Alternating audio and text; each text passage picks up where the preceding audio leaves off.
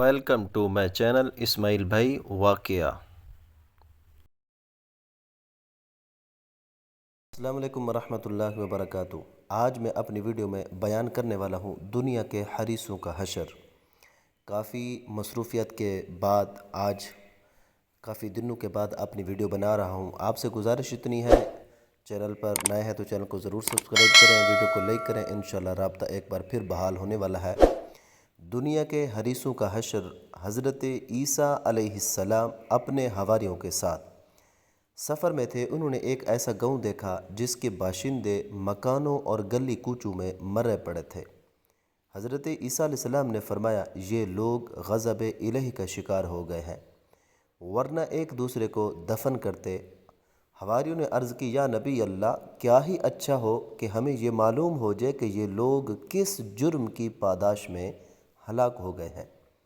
حضرت عیسیٰ علیہ السلام نے بارگاہ الہی میں عرض کی، اے ہمارے رب، ہم کو ان لوگوں کی تباہی کا سبب بتا دے۔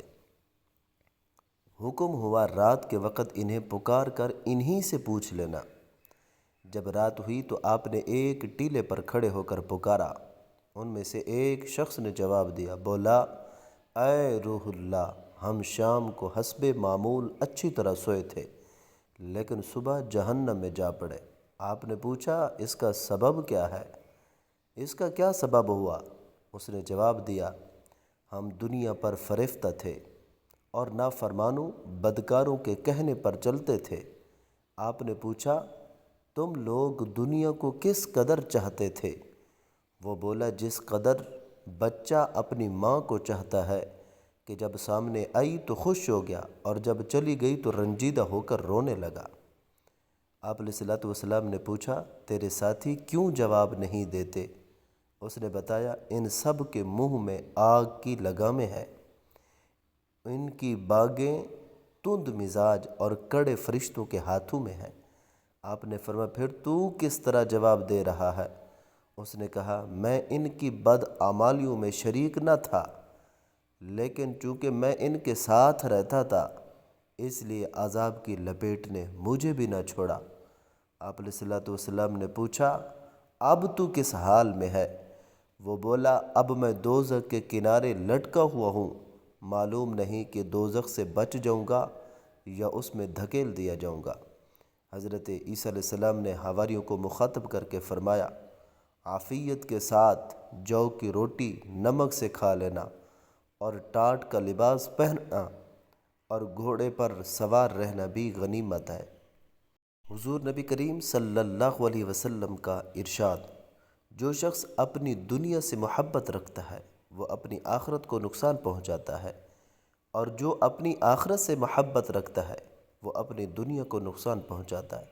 بس اختیار کرو اس کو جو باقی رہنے والی ہے، فنا ہو جانے والی پر۔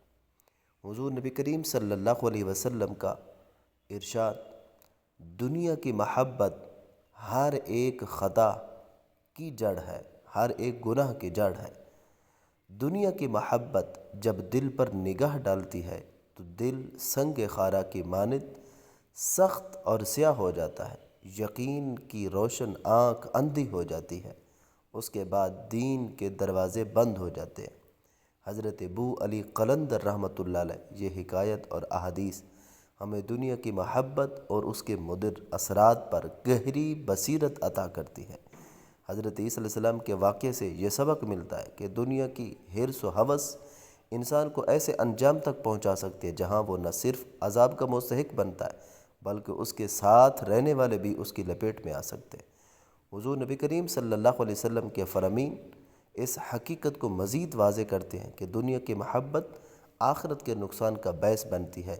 جو شخص دنیا کی فانی لذتوں کو ترجیح دیتا ہے وہ اپنی آخرت کو برباد کرنے کے راستے پر چل پڑتا ہے، جبکہ جو آخرت کو ترجیح دیتا ہے وہ حقیقی کامیابی حاصل کرتا ہے۔ حضرت ابو علی قلندر رحمۃ اللہ علیہ کے قول سے یہ حقیقت اجاگر ہوتی ہے، جب دنیا کی محبت دل پر چھا جاتی ہے تو وہ سخت اور سیاہ ہو جاتا ہے، جس سے یقین کی روشنی ماند پڑ جاتی ہے اور دین کی راہ مسدود ہو جاتی ہے۔ یہ تمام نصیحتیں ہمیں اس بات کی طرف راغب کرتی ہیں کہ ہم دنیا کو صرف ایک عارضی مقام سمجھیں اور اسے آخرت کی تیاری کا ذریعہ بنائیں، نہ کہ دنیا کو اپنی اصل منزل بنا لیں۔ اللہ عمل کی توفیق دے۔ ویڈیو اچھی لگی ہو تو لائک کریں، چینل کو ضرور سبسکرائب کریں۔ شکریہ۔